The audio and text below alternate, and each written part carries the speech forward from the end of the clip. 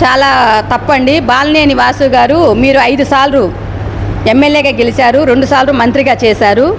ఏ ఒక్కటైనా చేయగలిగారా? రోడ్ల మీద రోడ్లు అంటారు, జనార్దన్ అన్నగారు వేసింది ఎక్కడున్నాయండి? ఇప్పుడు నీ ఇంటికే 10 ఏళ్ళు మనం సున్నం వేసుకోకపోతే ఇల్లు అంతా ఇదైపోతుంది. 10 ఏళ్ళకోసారి రిపేర్ చేసుకోవాలి కదా. రోడ్డు మీద ఎన్నో వేల వెహికల్స్ నడుస్తుంటాయి. రోడ్లు ఖరాబ్ కాకుండా ఉంటాయా? వరదలకు వానలు కొట్టుకుపోకుండా ఉంటాయా? వేయాలి కదా. నువ్వు అదైనా చేయగలిగావు. గుండ్లకమ్మ ప్రాజెక్టు ఎంతో కష్టతరం. అది ఒక్కసారి గెలిచిన దామచల్ల జనార్దన్ అన్నగారు ఎంతో వ్యయ ప్రయాసపడి పెద్ద పెద్దలతో అంత అనుభవాలు తీసుకొని చంద్రబాబు నాయుడు గారిని, వెంకయ్య నాయుడు గారిని కలుసుకొని వాళ్ళందరి ద్వారా మా ఒంగోలు ప్రజలకు నీటి కష్టాలు చాలా కష్టంగా ఉంది, నేను అది సాల్వ్ చెయ్యాలని ఒక దృఢ సంకల్పంతో అన్న దామచల్ల జనార్దన్ గారు ముందుకు వచ్చి అంతా చేశాడు. కోట్లు ఖర్చు పెట్టి 100 కోట్ల పైన ఎంతో అయింది. అది మొత్తము కాస్త మిగిలిపోయింది, 1 కిలోమీటరో 2 కిలోమీటర్ల లోపు. అది కూడా బాలినేని శ్రీనివాసరెడ్డి గారు ఇప్పటిదాకా మీరు మొన్నటి వరకు మినిస్టర్గా ఉన్నారు, ఆ కొంచెం అయినా కంప్లీట్ చేసి మీరే ఓపెనింగ్ చేయొచ్చుగా. చేసిన వాటికి ఓపెనింగ్లు, రిబ్బన్ కటింగ్లు చేసే మీరు వైసీపీ ప్రభుత్వము. మరి వాసు గారు ఎందుకు మీరు ఇక్కడ చేయలేకపోయారు? ఏం చేశారు మీరు? రిమ్స్ వచ్చేసి అది మాగుంట శ్రీనివాసరెడ్డి గారు అంతా తయారు చేస్తే లాస్ట్ పోయి మీరు రిబ్బన్ కట్ చేశారు. ఒంగోలు ప్రజలకు బాగా అర్థమైంది బాలినేని వాసు గారు, మీరు తడిగుడ్డలతో గొంతులు కోసే రకము. ఒంగోలు మన జిల్లాకు మీరు ఏమీ అభివృద్ధి చేసింది లేదు, శూన్యము. మీరు సంపాదించుకుంది దాచుకొను. ఇంకా మేము చెప్పాలని కదండి, అందరికి తెలిస్తే మీరే చెప్పారు. నేను క్యాసినో ఆడతాను, ప్యాకాట ఆడతానని వేరే దేశాలలో మీరు వెళ్ళి ఆడారు, రష్యా అవన్నీ కూడా. అది ప్రజలందరికీ తెలిసిన విషయమేను.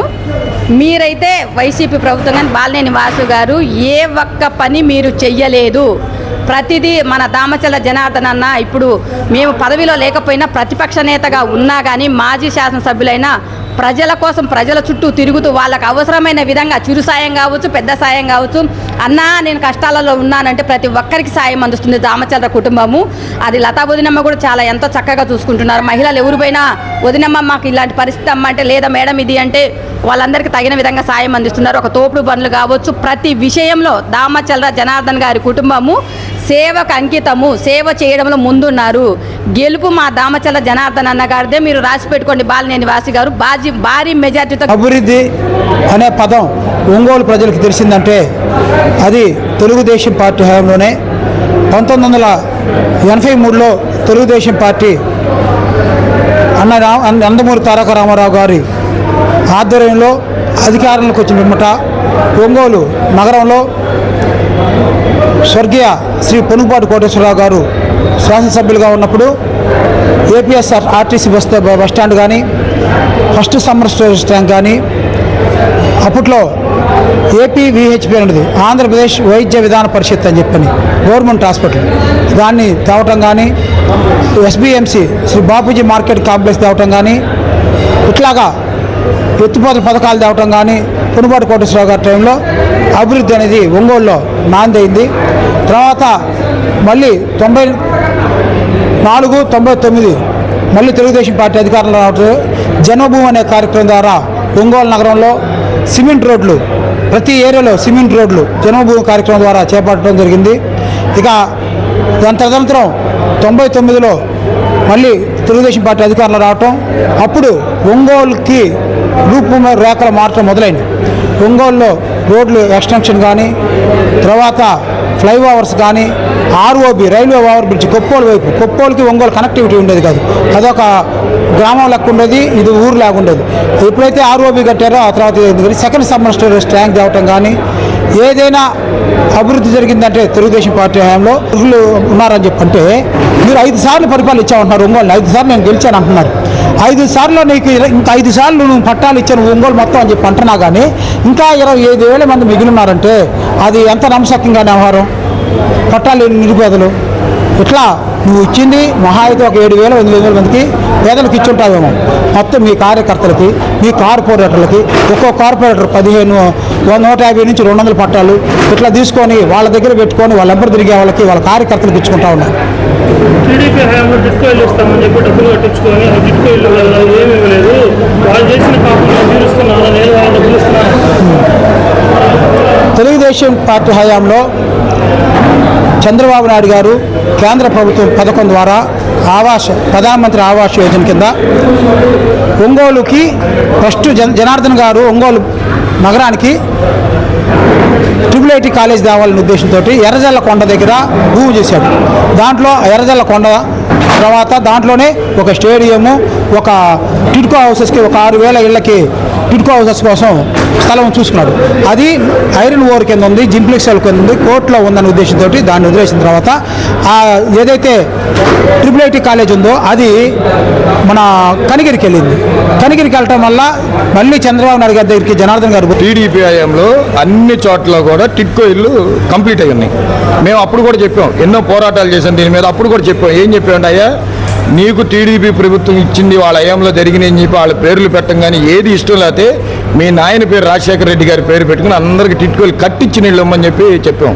దాదాపు ఒంగోలులో 16,000 ఇల్లు శాంక్షన్ అయ్యి ఉంటే 7,000 ఇల్లు దాన్ని కంప్లీట్ అయ్యి ఉన్నాయి అన్ని కట్టి. తర్వాత స్థలం తీసుకోవడం జరిగింది. తర్వాత ప్రభుత్వం మారుతుంది. నువ్వు ఎక్కడో నాశనకం ఎక్కడో 10 కిలోమీటర్ల అవతల 20 కిలోమీటర్ల దగ్గర నువ్వు తీసుకెళ్ళి అక్కడ ఆరు గదులు స్థలం ఇచ్చి ఉప్పు సాయిలు అక్కడ కనీసం గోడ కట్టుకుంటే గోడ కూడా ఎన్ని రోజులు పడిపోద్దో తెలియదు. అక్కడ నువ్వు సెంటు భూమి ఇచ్చి అన్ని ఎల్ఎన్టీ వాళ్ళ చేత కాంట్రాక్ట్ ఇచ్చి ఉన్నతమైన విలువలతో కట్టిందనేమో పాడుపడేటట్టు చేసి ఎవరి డబ్బు అదంతా? ప్రజల డబ్బు కదా. మళ్ళీ దీనికి 1,000 కోట్లు తీసుకొచ్చి ఇందులో కమిషన్లు పెట్టుకుని ఈ రకంగా చేయటం అది వాళ్ళ దమన నీతికే వాళ్ళ నిదర్శనానికి అంటే ఒక కుట్లిమైన ఇదనమాట.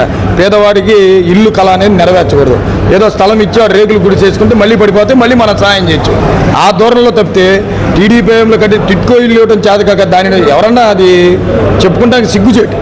అందుకని అటువంటి కళ్ళబొల్లి మాటలు చెప్పి వాళ్ళు ఏదో మీకు స్థలం ఇచ్చామని ఓట్లు అడిగే కార్యక్రమం తప్పితే నిజంగా పేదవాళ్ళకి మంచి చేద్దాము, వాళ్ళకి అభివృద్ధి చేద్దాం అనేది ఏదన్నా ఉంటే ఆ టిడ్కో ఇల్లుని పేరు మార్చుకుని ఇచ్చి ఉండాల్సింది. ఇంత డబ్బులు దుర్వినియోగం చేయకుండా ఉండాల్సింది. ఇది చాలా దారుణం. అది ఈ మాయ మాటలకు ఎవడో కూడా మోసపడేవాళ్ళు లేరు. ఎందుకు ఇచ్చారు ఎలక్షన్ డేలో ఇప్పుడు 5 సంవత్సరాలు గుర్తులేండి. ఈ టైంలోనే ఎందుకు వచ్చింది? 2 సంవత్సరాల క్రితం ఇవ్వచ్చు కదా, ఈ పాటికి ఇల్లు కట్టియచ్చు కదా. ఇవన్నీ రాజకీయ స్టెంట్, ఎలక్షన్ స్టెంట్. దాన్ని ఎవరన్నా కరణం బలరాం గారు ఎంపీగా ఉన్నారు అప్పుడు కానీ, అలానే దామచర్ల జనార్దన్ గారు ఎమ్మెల్యేగా మనకి చేయాల్సినటువంటి మ్యాక్సిమం అన్నీ ఇప్పుడు సమ్మర్ స్టోరేజ్ ట్యాంకులు కావచ్చు, ఫ్లైఓవర్లు కావచ్చు, సీసీ రోడ్స్ కావచ్చు, పార్కుల డెవలప్మెంట్ కావచ్చు, ఆఖరికి శ్మశానాలు కావచ్చు. ఒక మాటలో చెప్పాలంటే ఇప్పుడు ప్రజెంట్ ఒంగోలు ఉన్నటువంటి ప్రతి school building, bus stand, everything ప్రతి ఒక్కటి కూడా తెలుగుదేశం పార్టీ హయాంలోనే జరిగింది. ఇంకా మిగతా ఏం జరిగిందనేది ఇంకా మమ్మల్ని అడిగితే ఉపయోగం లేదు.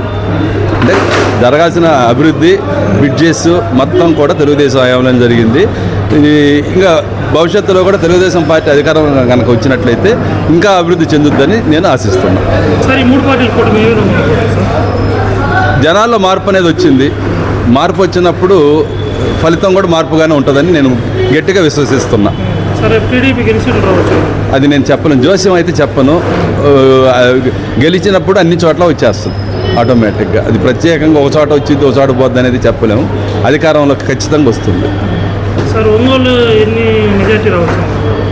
మెజారిటీ అనేది ఒక ఓటైన మెజారిటీ, 1,00,000 అయిన మెజారిటీ. అందువల్ల మెజారిటీ గురించి అది అప్రస్తుతం. ఒక ఓటుతో గెలిచినట్టు ఎమ్మెల్యే అంటారు. అందువల్ల ఇది అప్రస్తుతం. ఎలక్షన్ జరిగినాక మనం చర్చించుకోవచ్చు. చూసుకుంటే అలా ఇప్పుడున్న చదువుకున్న వాళ్ళు చాలామంది ఉన్నారు. బీటెక్లు అవి చేసిన వాళ్ళు చాలామంది ఉన్నారు. వీళ్ళకి కేవలం కనీసం ప్రభుత్వ ఉద్యోగాలు కాదు, కనీసం ఎక్కడెక్కడి నుంచో వచ్చి మంచి ఈ కారు కంపెనీలు కానీ వగైరే కంపెనీలు ఉన్నాయి. అలాంటి కంపెనీలు స్థిరంగా ఏర్పరిచి ఈ నిరుద్యోగాలు ఎవరైతే ఉన్నారో వాళ్ళకి ఉద్యోగాలు కల్పించినట్టయితే ఎవరైనా కావచ్చు వాళ్ళకి సలాం చేసేవాళ్ళం. అలాంటిది మా చంద్రబాబు నాయుడు గారు ఒక్కళ్ళే చేసి నిరూపించారు. కనీసం 30 ఏళ్ళు ఉద్యోగం అయినా యువతకి మనం చేదోడుగా ఉండాలి. యువత బాగుంటే కదండి వాళ్ళ అమ్మ నాన్న పిల్లలు గిల్లలు. యువత లేనిది ఏముంది? 2024లో టీడీపీ వస్తుంది. చంద్రబాబు నాయుడు గారు ముఖ్యమంత్రి అవుతారు. ఒంగోలు నగరంలో దామచర్ల జనార్దన్ గారు విజయం సాధిస్తారు. అదే మేము కోరుకుంటున్నాం ఆ భగవంతుడిని.